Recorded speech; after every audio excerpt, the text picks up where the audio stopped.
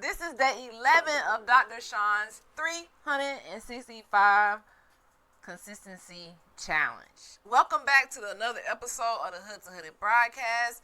This is a place where we turn pain into power, poverty into prosperity, and dreams into a reality.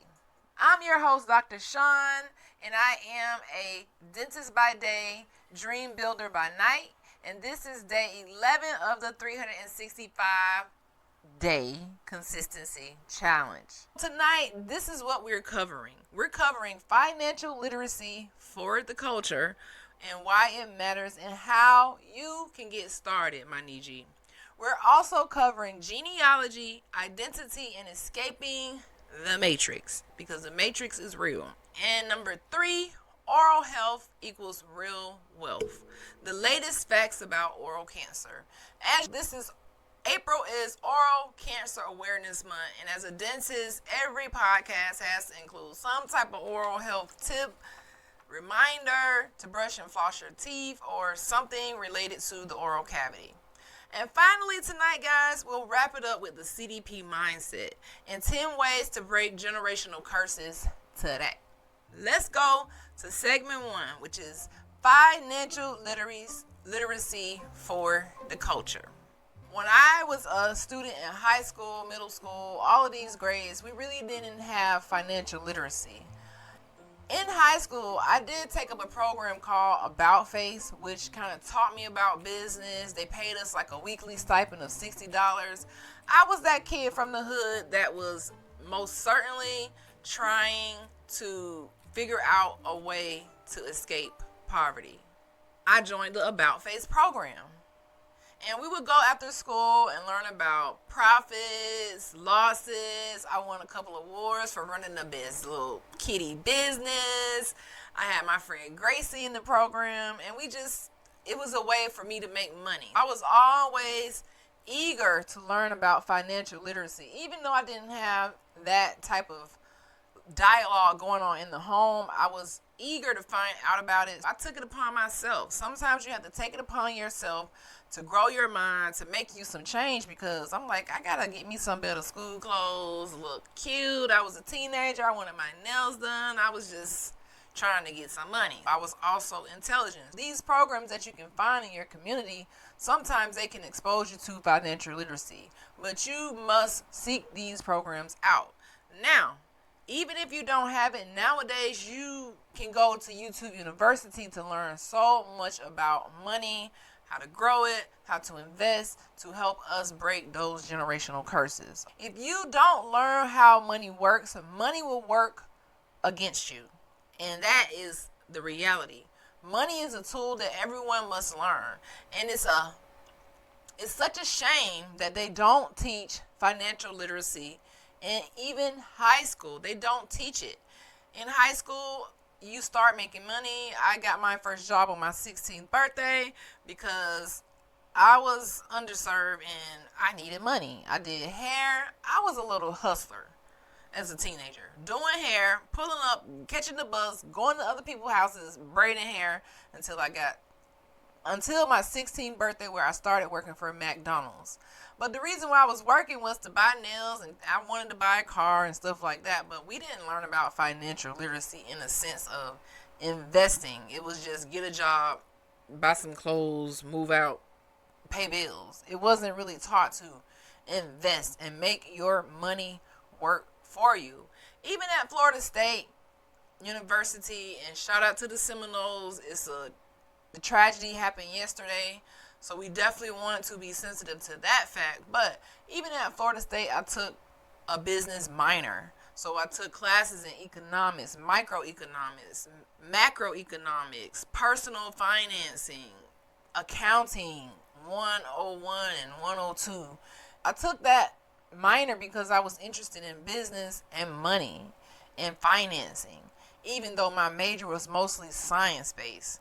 So there was always a passion to learn. So you want to keep that financial literacy urge while you're young to make your money grow. They say money doesn't grow on trees, but money is made from cotton, which is a plant, and technically a tree is a plant. It's not technically a tree, but money does grow on plants. And the thing about it is, money is the major topic right now with the tariffs and the government trying to control things. But we as people must know that money is not backed by gold. I repeat this because that's why all of these things are happening with the economy, because it's not backed by gold. Other countries are pulling out and the money is losing its value. So we need to make more money to do the things you did yesterday and that required less money. We want to make sure we are on top of the curve and absorbing this information in high school, in college, as business owners, as content creators, as just entrepreneurs. I want to discuss 10 ways for you to start learning financial literacy. The first way is to use free apps like Credit Karma or Mint to track your spending. The faster you learn how to budget and where your money is going, it will make your life so much easier so that you're not blowing your money on unnecessary things that don't contribute to your future. You want to make sure you are learning about credit and how it can improve your life. And there's so many other free apps out there, Robinhood, lots of free apps that you can start to learn to use to help them stay on track with money, so that it doesn't flow through your hands like water. We don't want it to just flow through our hands and evaporate. So that way you have to work so hard and have a job and live paycheck to paycheck or go to payday loan places. I've been there. I've been that student, even in college, going to those payday loan places because I was broke and I couldn't ask people for money. You got to get it how you can. And I had to really wean myself off of that by just getting another job or making more money some kind of way. And back then, I didn't know anything about investing, and they didn't have these apps. It was different when I grew up. And then if you are from an underserved background, it's even more difficult and unlikely that you will even know about investing and spending your money on things that pay you in your sleep. That's the trick. Get paid in your sleep. Find you something that can pay you while you sleep. Number 2, watch YouTube channels like Earn Your Leisure or The Budgetnista, or listen to the Hood podcast. But these are other sources. Earn Your Leisure and The Budgetnista, they have a wealth of information that you can go and learn for free. You don't have to pay a tuition. You can learn for free. I went to grab these 2 books, and this one is actually from The Budgetnista. Tiffany Alashay, Get Good with Money. Get Good with Money. Another book that I think is good for young people who are interested in financial literacy is It's About Damn Time. How to turn being underestimated into your greatest advantage.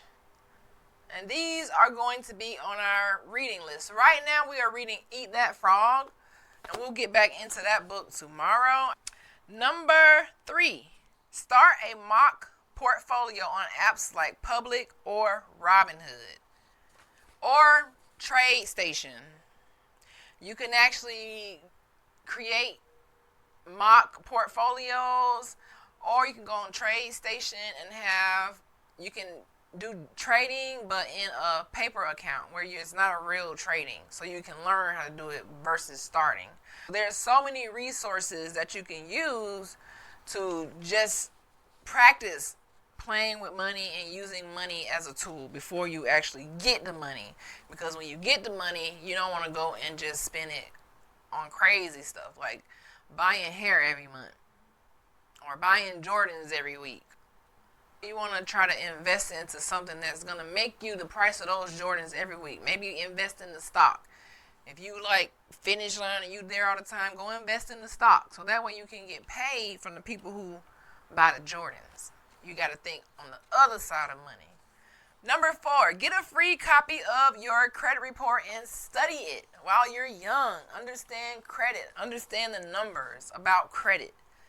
With credit, if you have excellent credit, you can get a lot of privileges that people who don't have excellent credit can't get approval for. You can get approval for houses, cars, business loans, all type of things. But if you come from underserved background like me, from the hood, it's a high chance that you don't know about credit. And then when you get the credit, you abuse the credit because you don't know. And it puts you into debt, and this creates a terrible cycle where you never learn how to leverage your credit. So learn about it, get a free copy of your credit report, evaluate it, and start to understand what your number is and grow it. Don't stress about it, but just grow it and pay attention to it while you're young. Number 5, shadow a business owner or accountant. Now, this is something that I've talked about on this podcast, shadowing. If you are pre-dental or if you are pre-med or interested in any of those doctoral programs, 9 times out of 10, shadowing is a requirement. But if you aren't trying to get a doctoral program and you're trying to start a business, you can still shadow someone who is in that industry and start to network.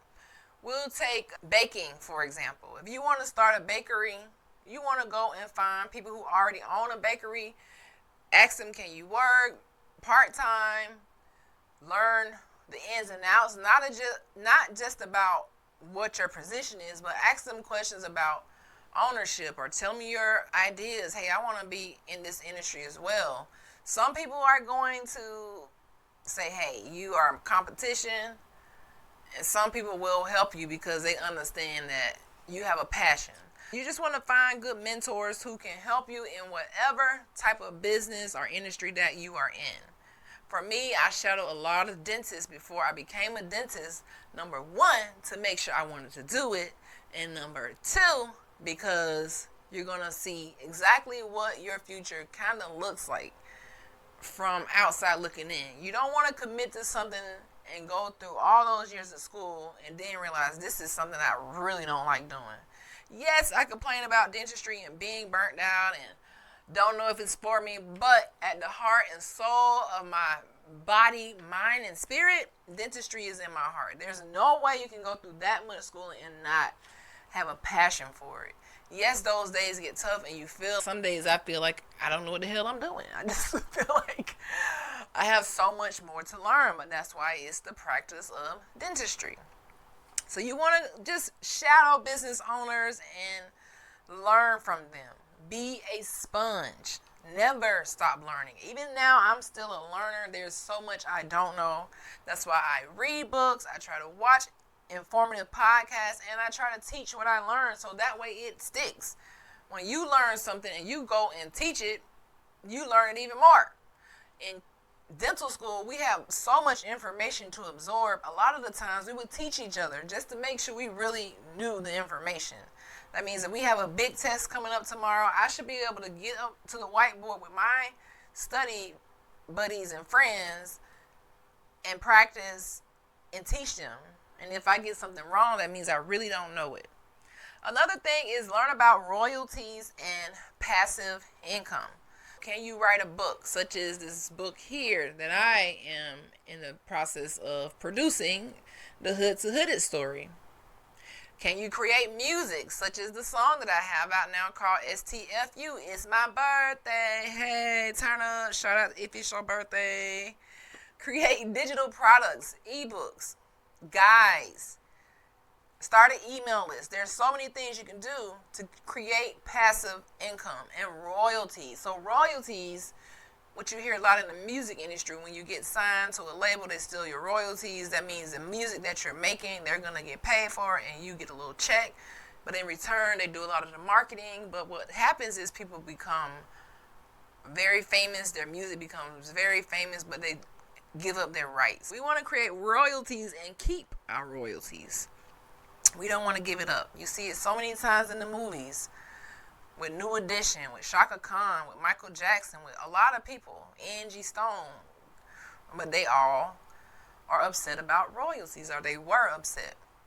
Number 7, use cash stuffing or envelope budgeting. This is a way for you to put money aside just to save so that you're not visually seeing your money in the account or on your card. So that way you can put it away and budget. Or If you have $50 for the week, you want to separate it. That's not a lot nowadays. We're going to say if you have $200 for the week, because $50 is unrealistic. You want a budget.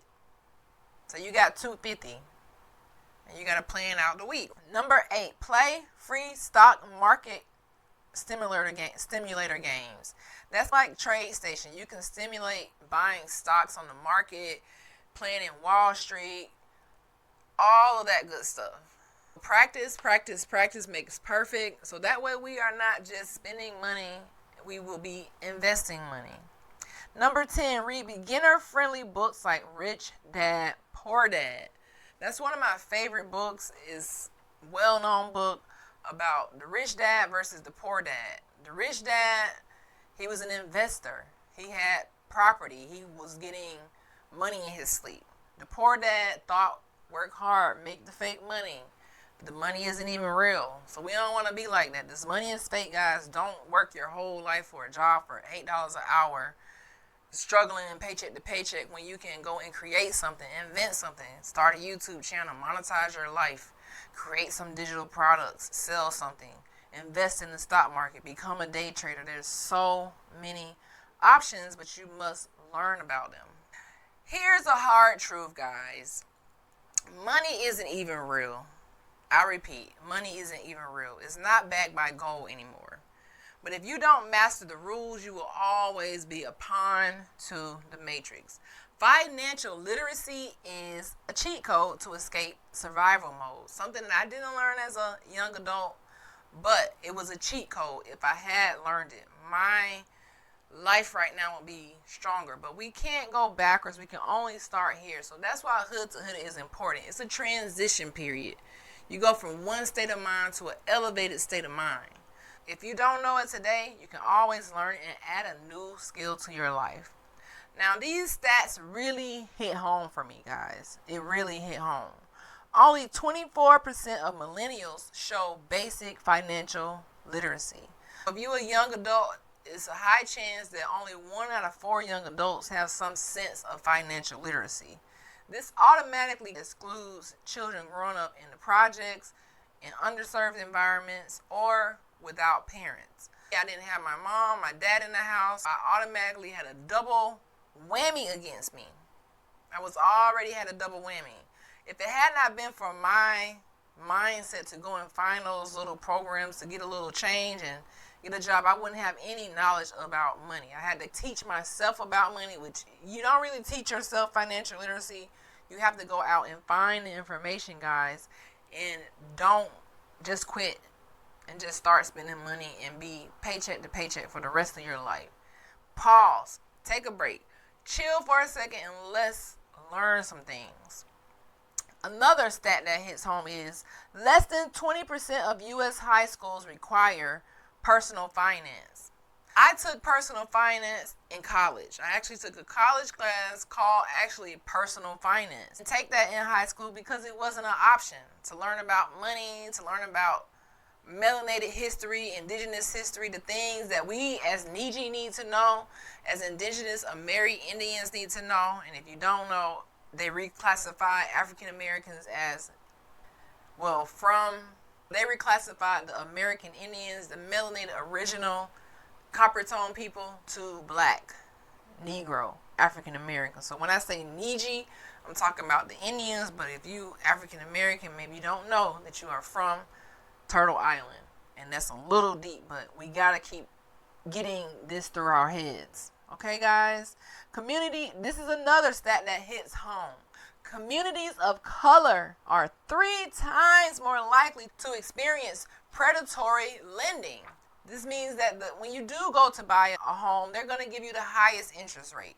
They're going to try to prey on you and put you in a situation that doesn't make sense. So you have to really be careful. No doubt about it. Be very careful. Now, the average black household net worth is only $17,150 versus the white household $171,000.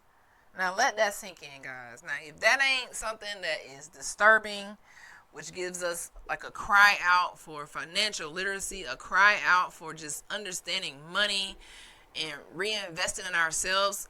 Of course, there has been incidents like Black Wall Street and all those bombings that happened where they destroyed black wealth and then made those people rely on the government. This has been going on since the colonizers arrived here on Turtle Island. They destroyed the homes, they burnt things, they destroyed everything. They rewrote history, told a bunch of lies, just like Christopher Columbus. He was one of the biggest liars ever. And they made him a hero when he stole things, renamed people. Walter Plecker reclassified everything. You can see how over time, with so much war going on and the creation of poverty to the American Indians was created, aka the black people. And that's why there's such a wealth gap. There's an urgency to close this wealth gap and go from hood to hood and break those generational curses where we don't have the mindset to want more or do more or be more or strive for more or just be creative and dreamers and gold diggers. We got to get out of that mindset and be the best that we can do, and every day grow, learn, stand on business about your mind, your knowledge, and the things that you allow inside of your head. Because you are not a slave. Your ancestors, if you are Niji, a lot of us are from America. Our ancestors were here. They were inhabitants. That's why on the Census Bureau, we are listed as inhabitants, not immigrants, not any of that shit. And I was just so stunned. I was in tears. I was disturbed last year when I found this out. All the secrets about who we truly are. And I'm so happy that the veil is coming off and that we as Niji are spreading the word regardless of all the backlash that we may face. This segment is called Genealogy, Identity, and Escaping the Matrix. It's a perfect time to be a butterfly and spread your wings and get out of the matrix. It's the perfect time. We can't stay stuck. We just can't. Genealogy. Y'all ready to get into it? Let's get into it. Genealogy. I don't celebrate Easter, and here's why. I've learned too much about our true history to keep pretending. I identify as American Indigenous Indian, a Niji, a Mary Indian, Aboriginal to Turtle Island, copper tone, okay? Not the label that the government prescribed for us to take away our heritage, our confidence, and to make us feel less than. I don't identify that as that anymore. No. Because when I identified as this slave and didn't know who my ancestors were, it made me feel low, it made me feel lost, and it made me feel like a kind of always sad and feeling less than. Once I discovered that I was American Indian after doing my genealogy on Ancestry.com, and I realized, wow, I'm tracing all of my great uncles and all of my great aunts and great grandparents. Names I never knew before I started this journey of self-discovery. Let's give a truth about Easter. Easter originated from Ostre, a pagan fertility goddess. The colonizers blended the indigenous traditions with their own to convert and troll copper-tone, melanated indigenous Indian, the Amerindian, not the Native Americans. We are not talking about the Native Americans. We are talking about the true American Indians, the Niji. Holidays were used to control us, such as Christmas, Thanksgiving, Easter. All the holidays are a form of control. And it's crazy because I came from a family where the holidays ruled. The holidays were special. The holidays were family time. And it's sad because every day should be family time. We shouldn't need a Easter bunny or a fat colonized Santa Claus to help us feel closer to family, to give, to feel love. Holidays like Easter were used to disconnect us from our roots and land cycles. Now that's deep. To disconnect a group of people, indigenous sacred people, from their land. It's mind-boggling. It's crazy. But it's true. So the chocolate, eggs, and the Easter bunny are symbolic fertility marketing, not spirituality. It goes a little deeper than that, but I just wanted to touch on genealogy, identity, and how the matrix works. They create these holidays that basically rob us blind. Christmas comes, people spend a lot of money on gifts and making companies rich to meet their quota at the end of the year, when it's not even a positive holiday. When I did the research on Christmas, and you can find this on my YouTube channel, the things that I found out about Santa Claus and Black Pete, and how people were protesting in the Netherlands about the history and how it was attached to controlling melanated people, is crazy. When the colonizers came over here, they brought those holidays, enforced those holidays. And those holidays, if you look up the origins, they're pretty new. But the thing that ties this all together is your genealogy. When I trace my genealogy back and continue to find my ancestors here decade after decade doing great things, and farmers and landowners, and never found a slave, it just really threw me for a loop. And all the information coming out about the Niji. I know that so many of my family is in the matrix. They celebrate these things, and it was difficult. Last year, I cried. I was like, I can't believe I've been lied to, and I didn't even know. I was so asleep. I was so blind to a lot. But every day I wake up and I learn how to stand in my truth. Period. Unapologetically. I don't even get bogged down by the propaganda, by the money. I just continue to be Niji. Feathers up, crowns on. Chiefess status, baby. Proud of who I am. Melanin glowing in the sun. No longer do I feel down or less than or like I don't belong. I know who my ancestors are. I'm actually their wildest dreams, like a butterfly. Like you see that butterfly spreading my wings, ready to fly. Just like a butterfly. Fly like a butterfly, sting like a bee, baby. That's what's in my DNA. Once I learned the truth, it made me that much more stronger and confident and proud to be who I am, and not feeling like I'm from this continent. I don't even know not one person there. To do your genealogy is empowering, guys. It is so empowering. And I encourage all of my Niji, if you are melanated and you are here on Turtle Island, aka America, aka Tamerica, to do your genealogy. To discover that my ancestors were Muskogean, Choctaw, Seminole, Appalachian, Creek, all down there, the Mississippians, is mind-boggling. It's truly mind-boggling. The mound builders, and I'm from Tallahassee, and just to hear the tragic stories about how the colonizers burnt villages and kidnapped people and just did so many things that are horrendous that you couldn't believe. When I read all these things and see how they use Christianity and the cross and all of these religions to control us, it's mind-boggling.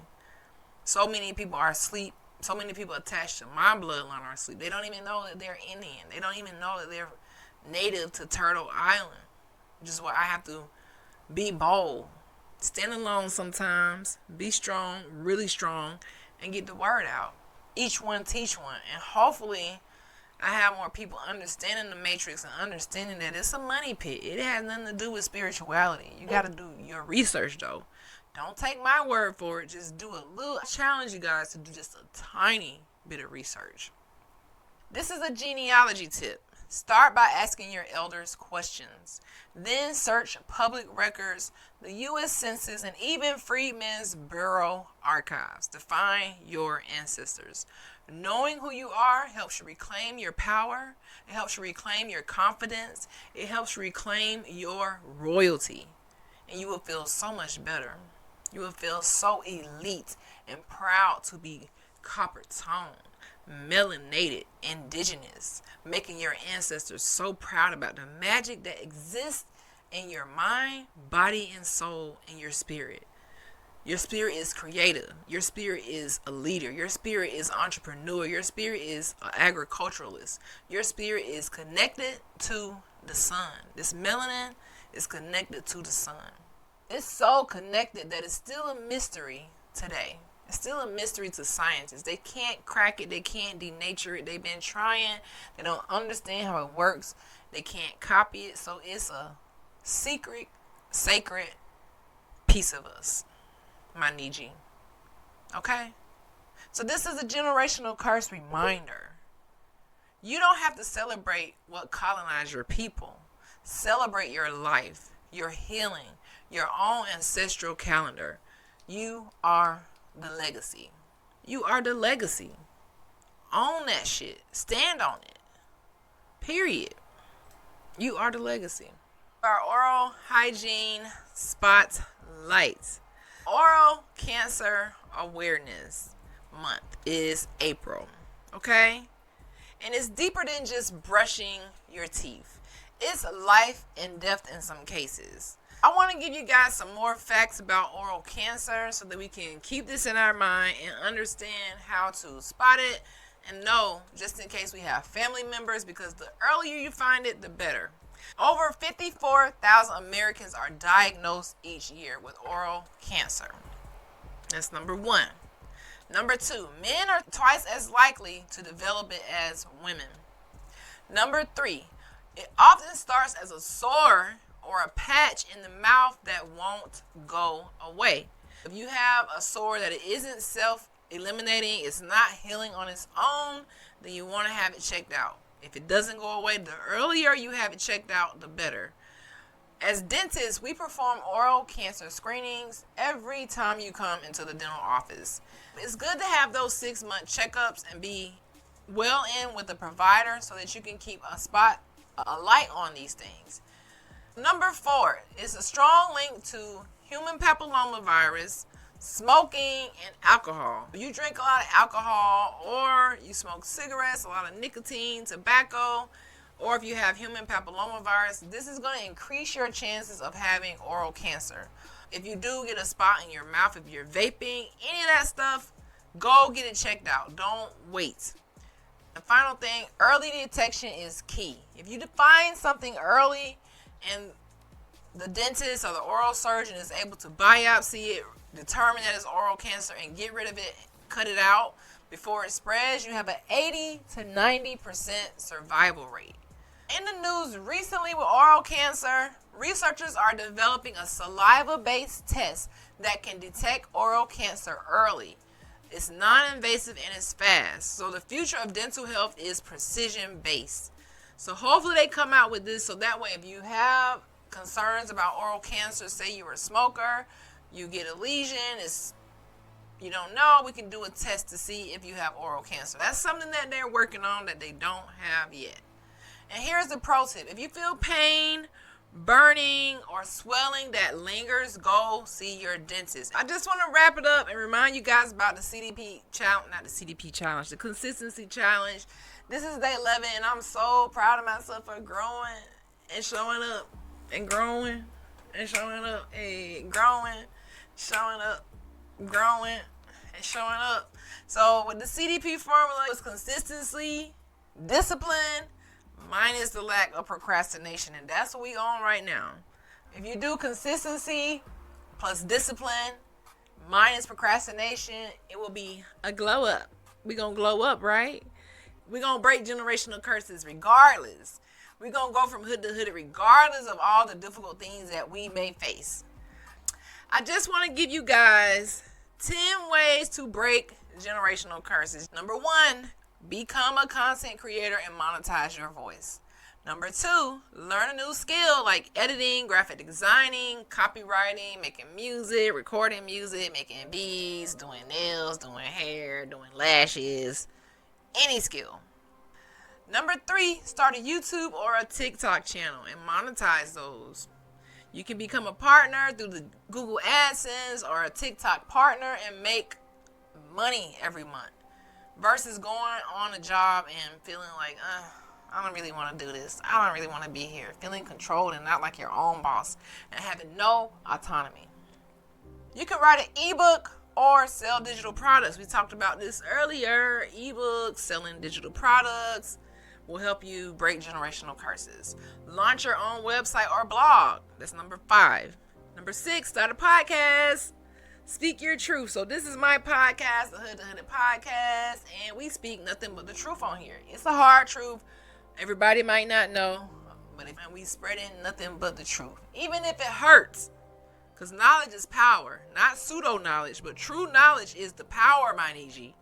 True knowledge is the power, not that fake that they're teaching in high school to make kids feel like they were slaves and less than like nothing, where they don't even know their great-grandparents or their great-great-grandparents, and it's right here in our face. So we speak nothing but knowledge. Start you a podcast and talk your. Number 7, sell custom merch, such as tees, mugs, or affirmations. Just to, if you get a brand, make some t-shirts, make some pencils, do something, sell you some merch so that you can monetize and escape the paycheck to paycheck and poverty. Number 8, shadow a career you're curious about. Number 9, invest in real estate, crypto, or micro businesses. And number 10, go to school and take a class that empowers you. My route, as you can see from Hood to Hooded, graduation, baby. Graduation. That's the hard route. There's so many routes that you could take depending on your personality and who you are and the things that you love. All right, do something that way you don't ever have to feel like you're working a day in your life. That's what you want to do, where you don't have to work a day in your life. Some final closing words is, even if you're broke today, you can still be rich in resilience. I'm not here to impress you. I am here to impact you. And if I become a doctor after being homeless, grieving my mother, not really being raised with my father who was battling different type of substance abuse and incarceration and all types of things, then, and I felt lost as well, then you can do anything. Don't wait. The world needs you now. Accomplish that goal starting now. Take action now. And we're reading the Eat That Frog book, and one of the main things that we have been learning so far is taking action, writing your goals down. Remember, only 3% of adults have written clear goals. Only 3%. Even as a streamer, you have to have written clear goals about what you want to accomplish. You can't just show up and just lollygag and waste time. We can't do that. You can do anything you want to do, but you can't waste time if you want to do it. Make sure you are following the Hood to Hooded Podcast on all platforms. Make sure you are subscribed to Dr. Sean Live YouTube channel for the replays, and all those links are in my about and in my bio. And also, I want to remind you guys to help me reach 100 followers on Twitch and 1 subscriber on Twitch. And thank you guys for tipping, donating, commenting, and being here during my growth era. I really appreciate it. I'm getting over my fear of going live, even though I like going live. There's still some type of anxiety, but preparation is key. Remember the 6 P's. Proper preparation prevents poor performance. And I added a 7th one in there. Proper preparation prevents piss poor performance. We don't want to fail to prepare. We want to show up prepared, shoulders high, head high, crown on, feathers on, because we lit like that. We can do anything. We can come from anywhere. We can go from hood to hooded. If I can make it from Tallahassee, Florida to New York City, survive being homeless, go through dental school, and survive being broken, lost in a terrible relationship, then you can do anything that you want to do with no doubt, unapologetically. Stop sleeping on yourself today, my Niji. Stop doubting yourself. Stand on business about yourself, and always level up in every way possible. You want to level up.